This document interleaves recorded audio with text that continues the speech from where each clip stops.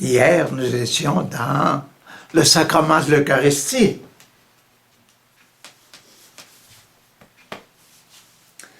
Merveilleux sacrement de l'Eucharistie, le contact, et nous avons appris que pour l'Eucharistie, pour Jésus, pour l'Eucharistie, le grand problème, c'était la prière, rencontrer Papa et être unis à Jésus dans la prière, faire entrer Jésus dans nos vies pour que nos vies prennent un sens nouveau, prennent une richesse nouvelle parce que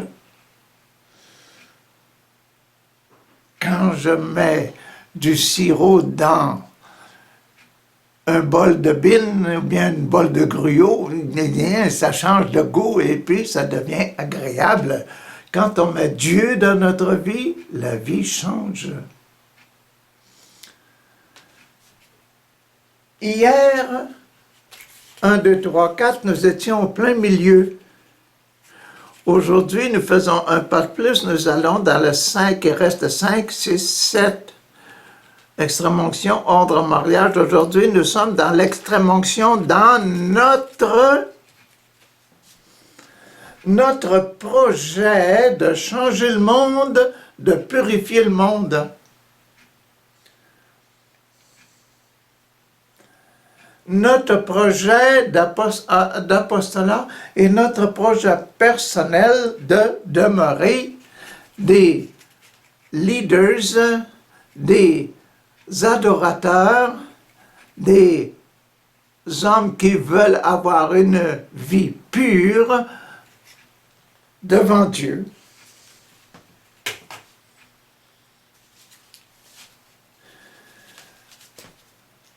Aujourd'hui, nous entrons donc dans le sacrement de l'extrême-onction, comme je vous ai dit hier. Le sacrement de l'extrême-onction, extrême, limite, extraordinaire onction, extraordinaire bénédiction, extraordinaire action pour remplir notre fonction. Aujourd'hui. Qu'est-ce qu'il y avait là-dedans? Dans le programme donné à Papa, par Papa à Jésus, le programme donné à Jésus, qu'est-ce qu'il y avait au numéro 5? C'était Nathanaël et son problème. Et l'histoire de Nathanaël finissait par l'échelle qui monte au ciel et les anges qui établissaient le contact entre le ciel et la terre.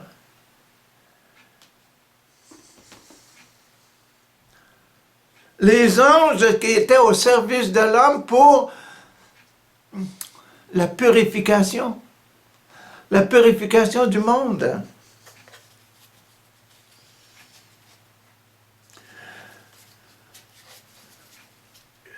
1, 2, 3, 4, 5, 6, 5. Nous sommes là, numéro 5 dans le programme de Jésus. Le programme de Jésus numéro 5. Qu'est-ce qu'il y avait là-dedans? Il y avait le problème de notre aveugle. Jésus avait son aveugle de naissance.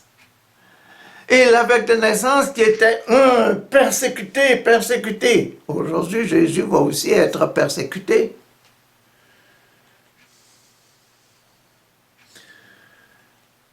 Persécuté pour savoir, es-tu vraiment dans la bonne route? Et les Juifs, les pharisiens, les princes des prêtres, ils voulaient avoir notre aveugle, le convertir. Et si l'aveugle convertissait, il leur demandait, Voulez-vous devenir son disciple? Et au sacrement de l'extrême-onction, comme aujourd'hui, au numéro 5 de cette histoire de l'aveugle, on change un peu. Jésus se présente comme étant le bon berger. Le bon berger qui garde son troupeau. Et depuis ce moment-là, nous avons toujours cherché Jésus comme étant le bon berger qui essaie de purifier son équipe. Et hier, il priait pour son équipe. Dans le sacrement de l'Eucharistie hier. Je te prie pour eux, Seigneur. Père, je te prie pour eux. Pour mes 12, garde-les unis dans ma paix. Faisant des agents de paix.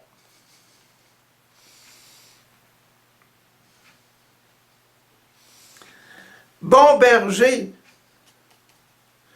Sacrement de l'extrême-onction, bon berger. Aujourd'hui, on va voir cette histoire de bon berger. Le bon berger, il s'occupe des moutons. Ça, il prend des moutons. Hier, Jésus parlait il priait, Père, bénis mes enfants, mes enfants. Aujourd'hui, la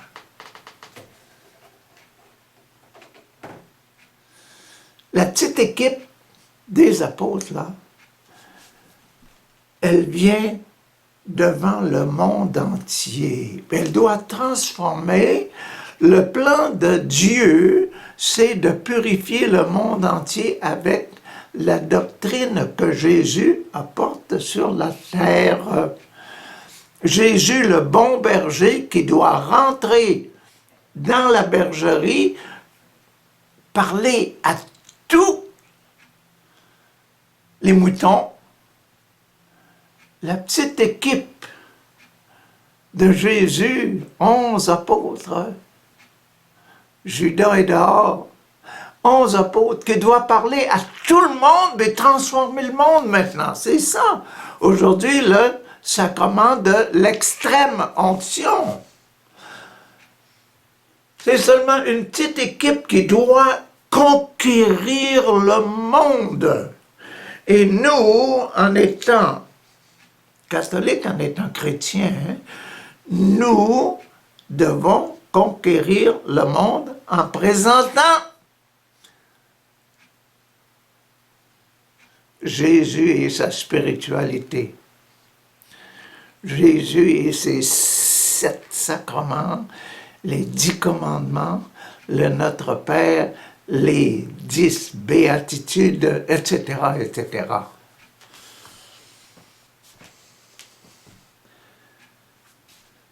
La petite équipe que nous sommes, même si nous voyons, les églises se vident, etc., ce que nous avons dans le cœur doit être ce que les gens, ce que le monde entier désire, et nous devons accepter que nous avons ce secret dans notre cœur.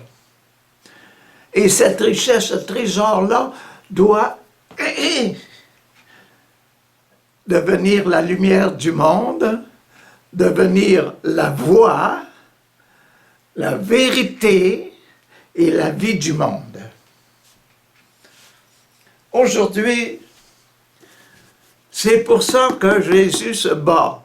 Et nous devons devenir un bon pasteur comme Jésus. Voyons ce qui se passe aujourd'hui au niveau du baptême.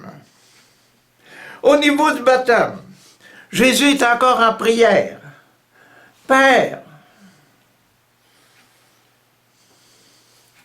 je ne prie pas seulement pour eux, les 11, mais aussi pour ceux qui croiront en moi. Vous voyez tout le monde entier qui se réunit là? Je te prie pas seulement pour ma petite équipe, je te prie pour tous ceux qui croiront en moi, parce que on a dit hier que le salut, c'était de connaître Jésus et connaître le Père. Parce que Papa, c'est notre Père. Aussi simple que ça. Et nous devons dire au monde qu'ils sont un papa.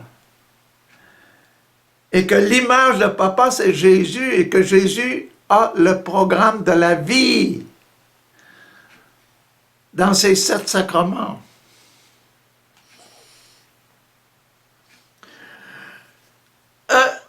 Pour eux, je ne te prie pas seulement pour eux, mais aussi pour ceux qui croiront en moi à cause de leur prédication.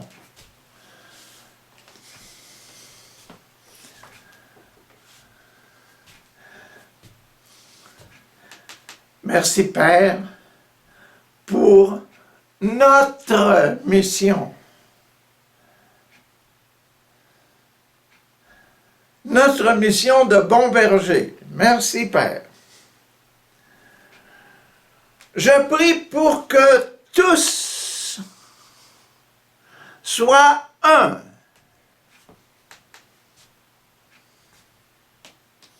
Comme hier, il a prié pour que tous quand il les a ordonnés, là, pour que tous soient un, qui aient la paix, qu'ils soient des promoteurs de paix. Aujourd'hui, que tous soient un. Père, qu'ils soient unis à nous. Comme toi, tu es en moi et moi en toi. C'est tellement formidable, c'est tellement beau. La prière de Jésus au commencement du sacrement de l'extrême-onction, c'est pour le monde entier. Il veut rassembler le monde entier sous la doctrine de Jésus, connaître Jésus. Connaître Jésus, c'est la vie éternelle, il l'a dit hier. Qu'il soit un pour que le monde croie que tu m'as envoyé. Père, il faut qu'il croie que tu m'as envoyé.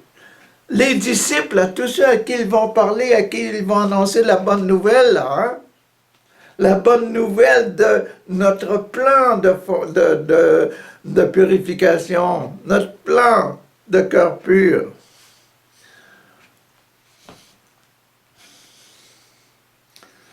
Pour qu'ils croient pour qu'ils soient un, pour que le monde croie que tu m'as envoyé. Je leur ai donné la gloire que tu m'as donnée, pour qu'ils soient un, comme toi et moi, nous sommes un.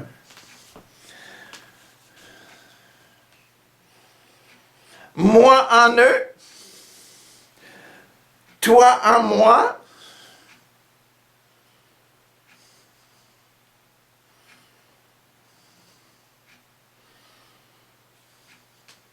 moi en eux, toi en moi, pour qu'ils soient parfaitement un et que le monde reconnaisse ainsi que tu m'as envoyé et que tu les aimes comme tu m'aimes.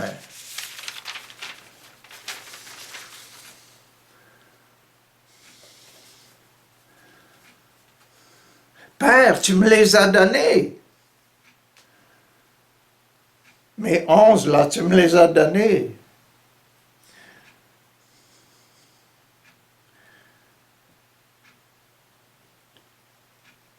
Le monde qui croiront en eux, tu me les as donnés aussi parce qu'ils croient en moi et ils croient en toi. Je désire qu'ils soient avec moi là où je serai avec toi, afin qu'ils voient ma gloire, la gloire que tu m'as donnée, parce que tu m'as aimé avant que le monde soit fait.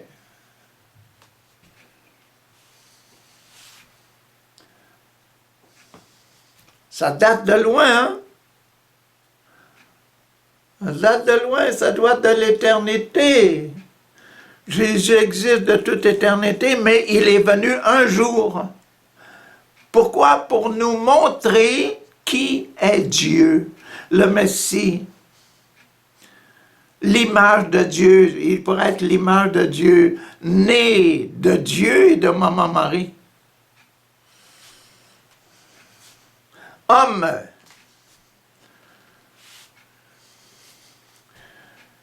fils du genre humain grâce à Maman Marie. Père juste, le monde ne te connaît pas. Mais moi, je te connais. Depuis toute éternité, je te connais. Je suis venu ici comme homme seulement quand le temps était venu. Et ceux-ci savent que tu m'as envoyé. Les 11 là, ils savent que tu m'as envoyé. Je t'ai fait connaître à eux et te ferai encore connaître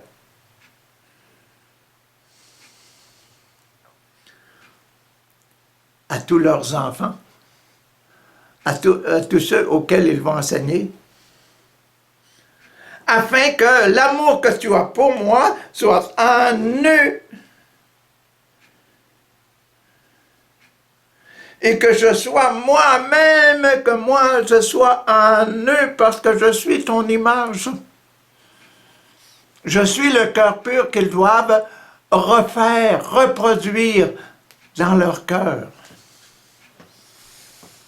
Amen. Ça, c'est l'essentiel du baptême de quelqu'un qui veut devenir pur, devenir comme Jésus, devenir uni à Jésus, devenir uni à Papa.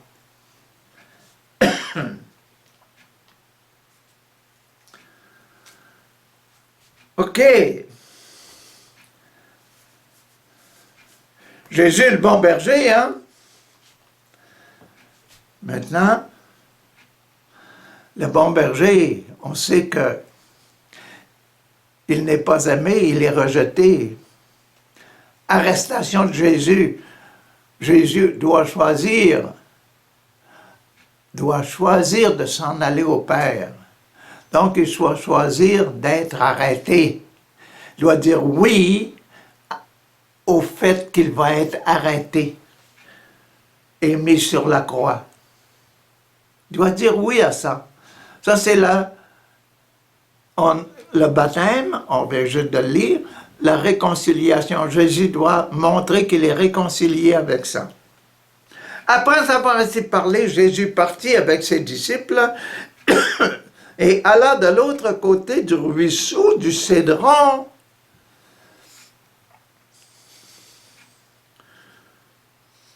Il y avait là, près de Jérusalem, un jardin dans lequel il entra avec ses disciples.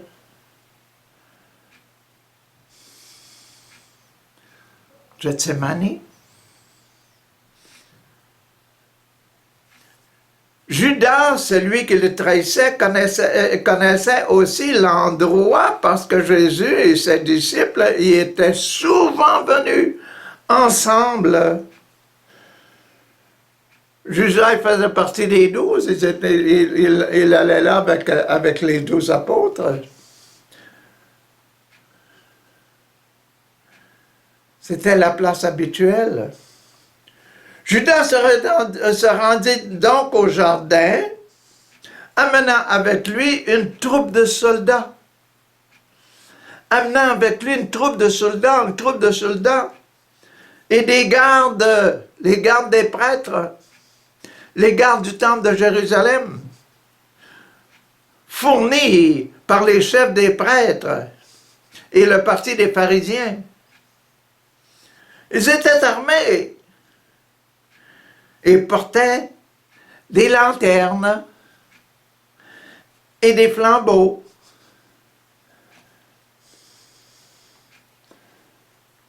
Alors Jésus, qui savait qui savait tout ce qui devait lui arriver.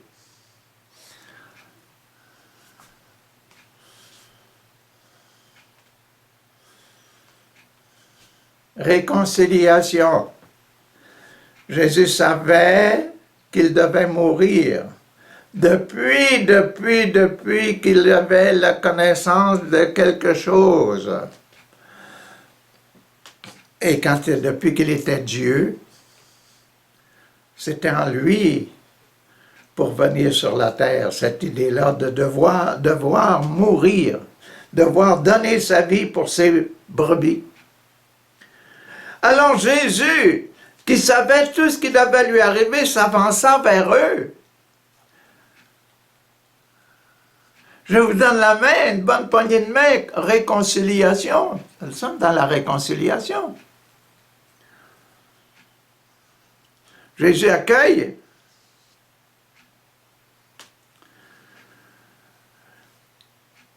Alors Jésus, qui savait tout ce qui devait arriver, s'avança vers et leur demanda, « Qui cherchez-vous? »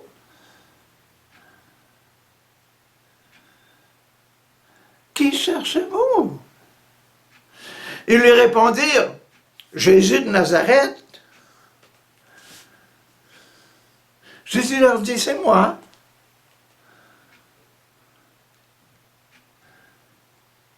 Et Judas, celui qui le trahissait, se tenait là avec eux. Lorsque Jésus leur dit, c'est moi. Ils reculèrent, et tous, et tombèrent, ils reculèrent et tombèrent par terre.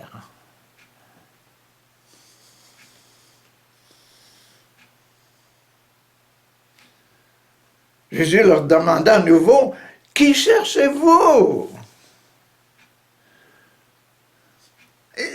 Se relevant, et prenant leur équilibre, dire, Jésus de Nazareth. Jésus leur a répondu, « Je vous ai déjà dit que c'est moi.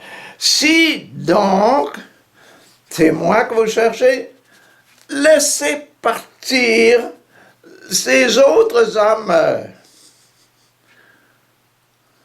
Les 11. C'est ainsi que devait se réaliser la parole qu'il avait dite, « Je n'ai perdu aucun de ceux que toi, Père, tu m'as donné. »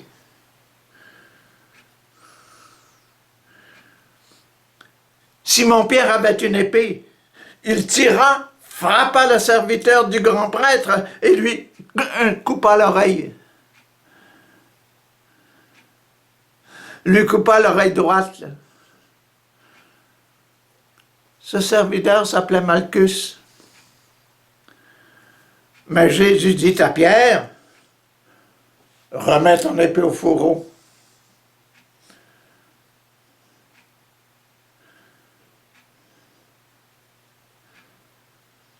Penses-tu que je ne boirai pas la coupe de douleur que le Père m'a donnée, Pierre?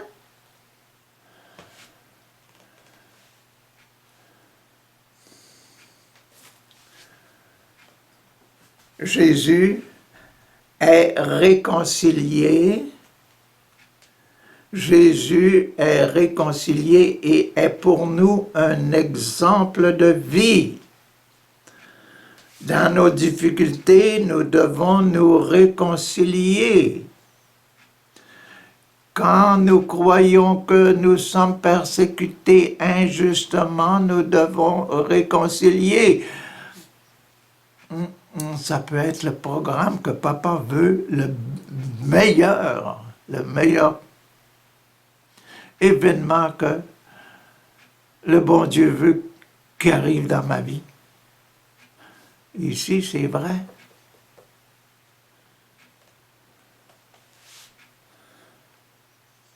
Mets ton épée au fourreau. C'est moi que vous cherchez, laissez partir celui-là.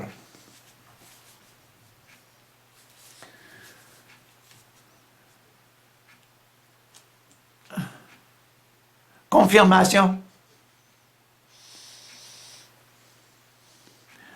Le troupe de soldats avec leur commandant et les gardes des Juifs se saisirent alors de Jésus et le lièrent. Ils le conduisirent tout d'abord chez Anne. Anne était le beau-père de Caïphe, qui était grand prêtre cette année-là. Or, c'est Caïphe qui avait donné, Caïphe le grand prêtre, qui avait donné ce conseil aux Juifs. Il est préférable qu'un seul homme meure pour tout le peuple. Confirmé. Et à partir de ce moment-là, de cette parole-là, on a vu, il y a 2 jours, que Jésus devait mourir. C'était confirmé. Passé, résolution passée en conseil. Conseil de l'Église.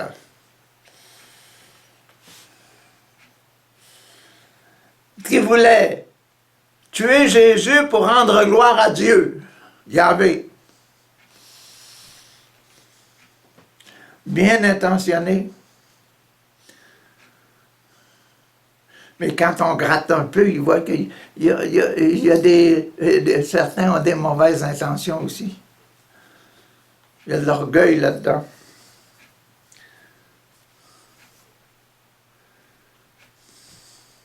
Simon-Pierre et un autre disciple suivaient Jésus.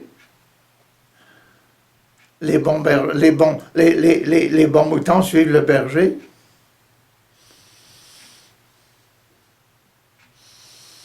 Et on est dans notre histoire des moutons, là. Jésus qui prend possession de son programme de vie au niveau du sacrement de l'extrême onction, Puis les moutons suivent le berger. Simon-Pierre et un autre disciple suivaient Jésus. Cet autre disciple était connu du grand prêtre, le grand prêtre, Caïphe. Jean connaissait Caïphe très bien.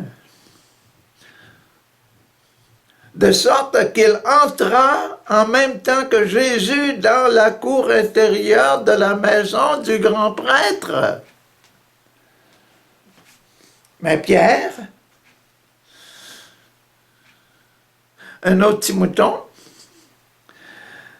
qui suit Jésus, resta dehors, près de la porte. Alors l'autre disciple, qui lui était connu du grand prêtre, sortit et parla à la femme qui gardait la porte, puis il fit entrer Pierre.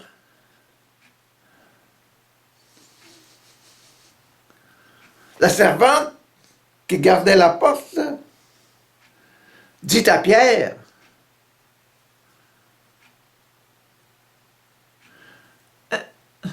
« N'es-tu pas toi aussi un des disciples de cet homme? » « Non, j'en suis pas, » répondit Pierre.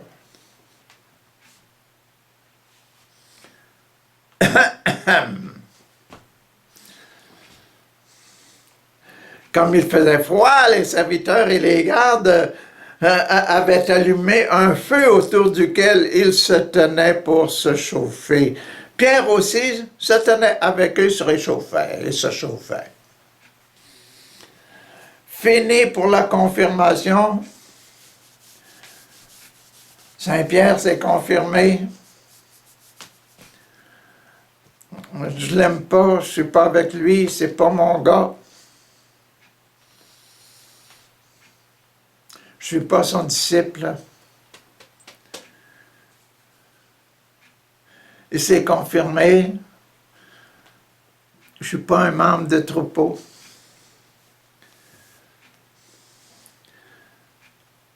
L'Eucharistie. Le grand prêtre interrogea alors Jésus sur ses disciples et sur l'enseignement qu'il donnait. Ah, qu'est-ce que tu dis de tes disciples? Qui sont tes disciples? Qu'est-ce que tu dis aux gens? Jésus lui répondit, « J'ai parlé en public à tout le monde. L'Eucharistie. J'ai parlé à public, à tout le monde. Je me suis offert à tout le monde. Je me suis offert à tout le monde. Si on veut être Eucharistie, nous devons nous offrir à tout le monde aussi comme étant un pain pur, sanctifié.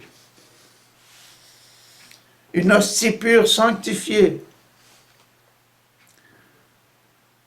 J'ai toujours enseigné dans la synagogue et dans le temple.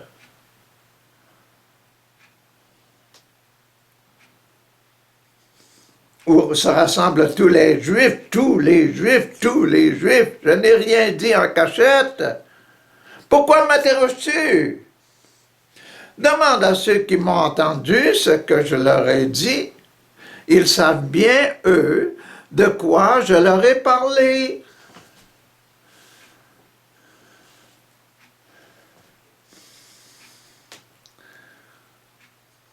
Quelle est la nourriture que je leur ai donnée comme Eucharistie? La parole de Dieu, quelle est la parole de Papa que je leur ai donnée comme Eucharistie?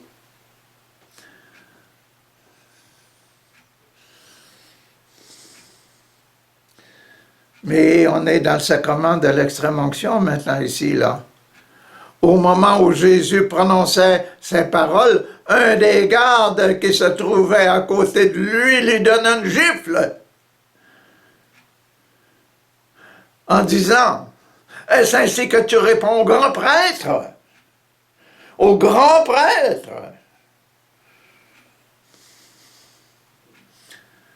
Jésus lui répondit au garde, « Si j'ai mal parlé, montre-moi en quoi j'ai dit du mal. Mais si j'ai bien parlé, pourquoi me frappes-tu? »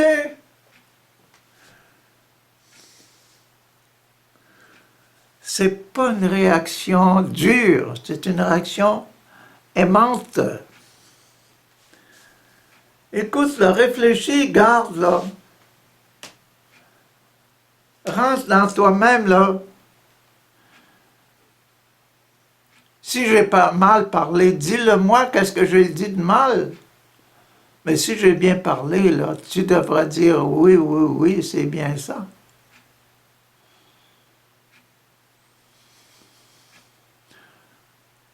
Pourquoi me frappes-tu?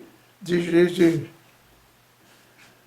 Pourquoi me frappes-tu?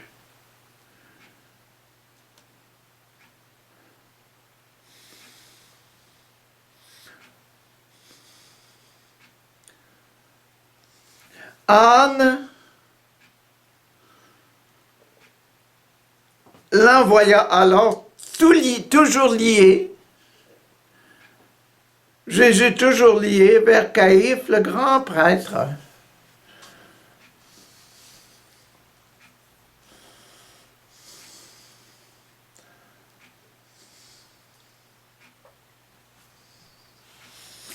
Nous entrons dans extrême onction, extrême action. Puis ils amenèrent Jésus chez Caïphe. Ils amenèrent Jésus chez Caïphe. Ils, les grands prêtres, les chefs de l'Église, les pharisiens, responsables de l'Église, hein? Au palais du gouverneur. C'était tôt le matin. Mais les Juifs n'entrèrent pas dans le palais.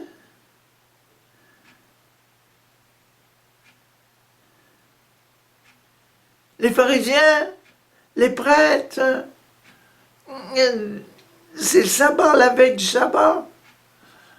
Si on rentre dans un endroit impur, on va être obligé de se laver, avoir toutes sortes de rituels de lavage.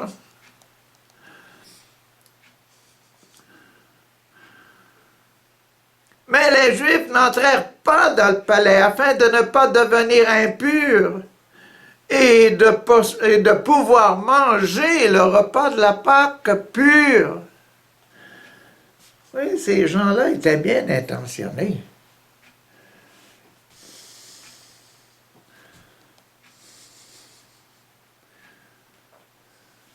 C'est pourquoi le gouverneur, Pilate,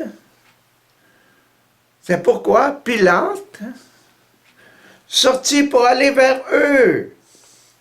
Il leur demanda, « De quoi accusez-vous cet homme? » Ils lui répondirent, « Si ce n'était pas un malfaiteur, nous ne serions pas venus te le livrer. »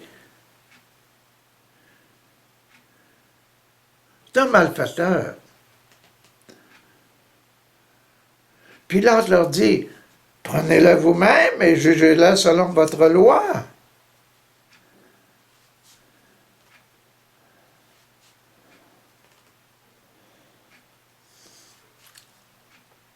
Les Juifs lui répondirent, ces autorités-là, ces soldats, répondirent, « Il ne nous est pas permis de mettre quelqu'un mort.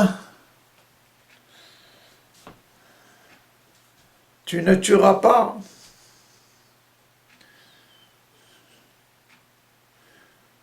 Observez le commandement de Dieu, Yahvé. Un des 10 commandements de Moïse.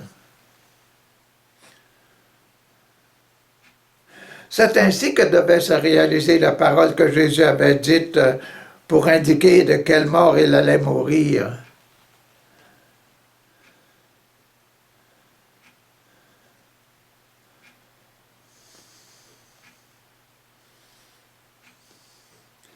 Pilate rentra alors au palais, il appela Jésus et lui demanda, « Es-tu le roi des Juifs? »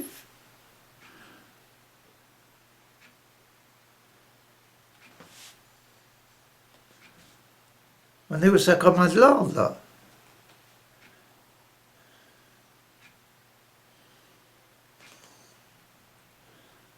Es-tu le roi des Juifs? Les prêtres ne sont pas rentrés dans la maison de Caïphe pour ne pas être souillés comme étant des ministres du temple de Jérusalem. Oui. Ce sont des ordonnés. Ils étaient ordonnés prêtres, eux autres. Là, ils devaient officier dans le temple de Jérusalem lors de la fête de Pâques. Ils devaient être purs. Ils observaient leur loi. Jésus était en arrêté, lui, là. Il était obligé de suivre.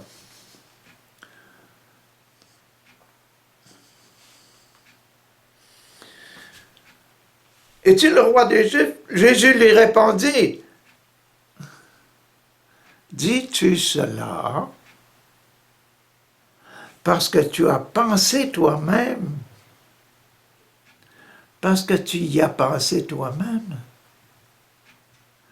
ou parce que d'autres te l'ont dit de moi? »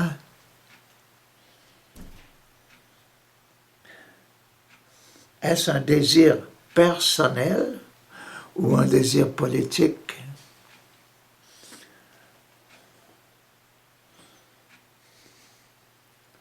Jésus, en tant que ministre, en tant qu'ordonné, il regarde bien les yeux, hein?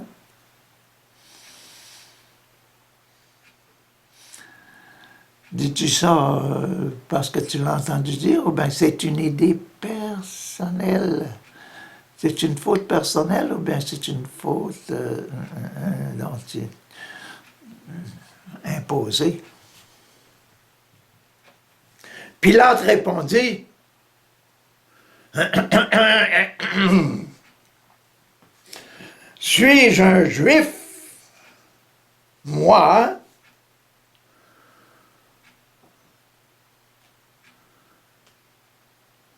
je suis une autorité romaine. »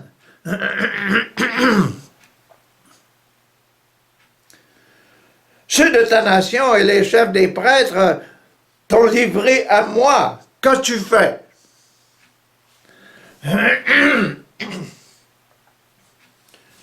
Jésus répondit, mon royaume n'appartient pas à ce monde.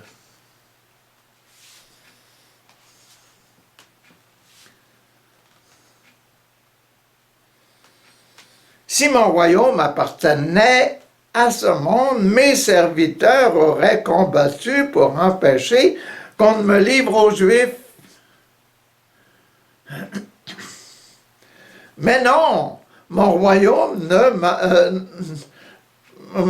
n'appartient pas à ce monde. Non.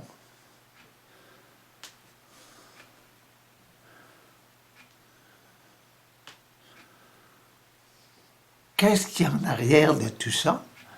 Mon royaume, c'est le monde entier.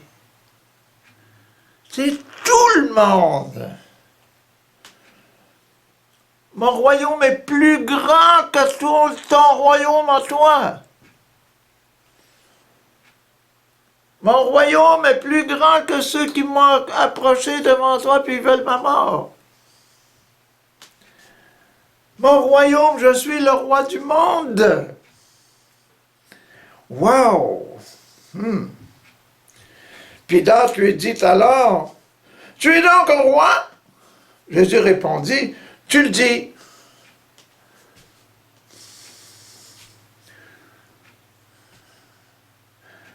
Hey, on est dans le sacrement de l'ordination. Jésus dit, je suis un ordonné, je suis l'ordonné.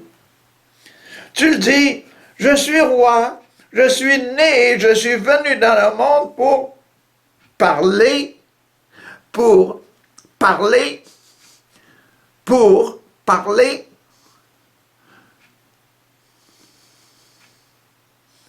Parler. Au commencement, il était le Verbe. Et le Verbe était la lumière. Et la lumière et le Verbe donnaient la vie, pas la mort.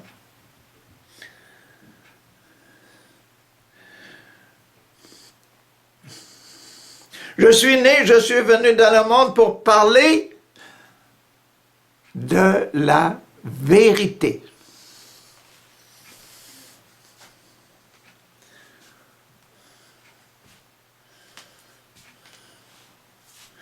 Pour parler de la vérité, la lumière.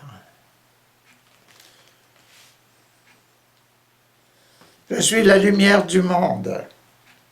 La lumière du monde.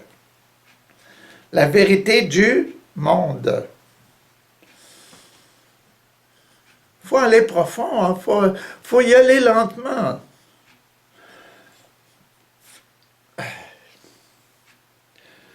Tout homme, Jésus qui parle, il ne fait pas le geste comme autoritaire, là. Tout homme qui appartient à la vérité, écoute ce que je dis.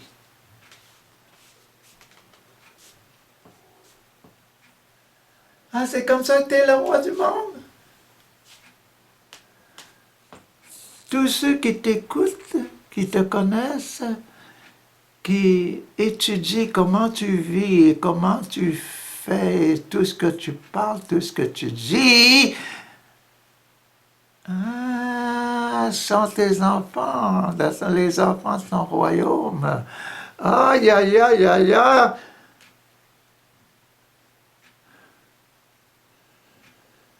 Qu'est-ce que la vérité? Lui demanda Pilate.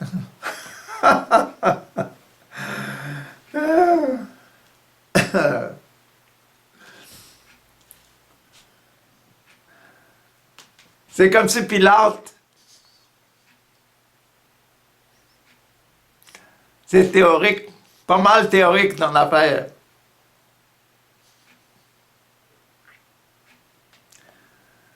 Moi, je dirige les gens, puis je suis avec les gens ici. Ils veulent te tuer.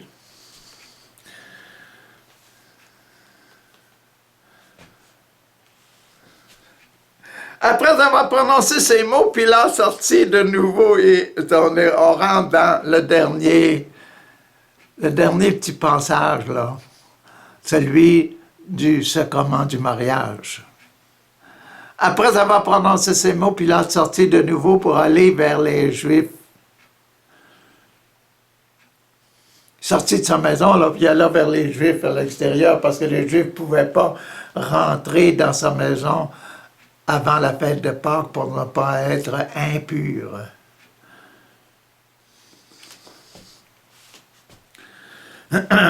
Pour aller vers les Juifs, il leur déclara: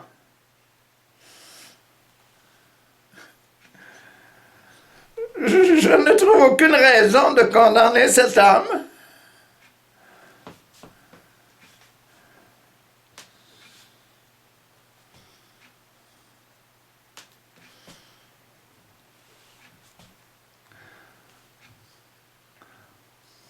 Tout ce que m'a dit cet homme, c'est vraiment innocent.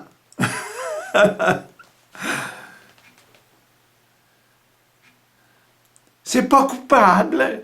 Il est coupable de rien, d'après moi.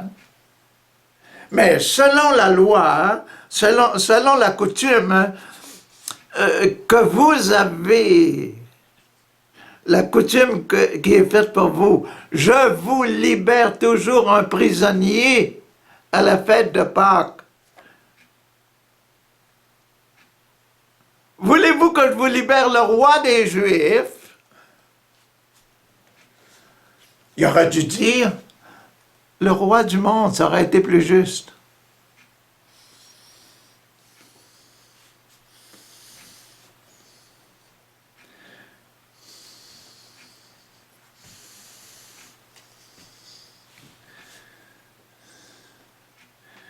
Mais Jésus sera roi seulement quand le démon sera mis dehors, quand le serpent sera sur la croix.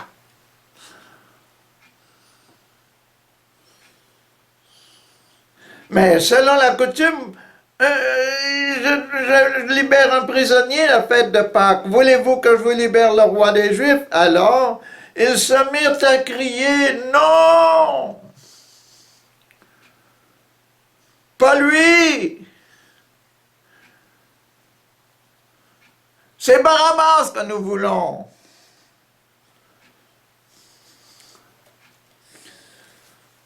Or, ce Barabbas était un bandit. C'était un démon. C'est Satan qui est en train de faire ce qu'il désire ici. Hein. Faire ce que Dieu l'autorise à faire pour sauver le monde.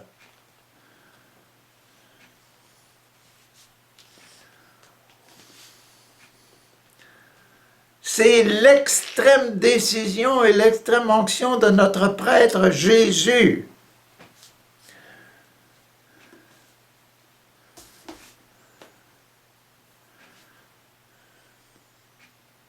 C'est le sacrement de l'extrême onction. C'est l'extrême.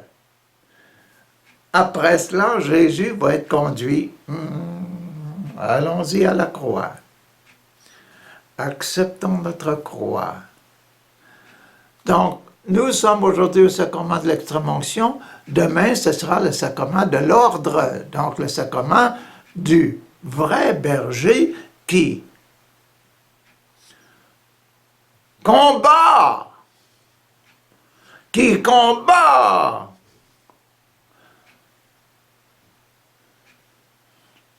le démon, qui combat Satan.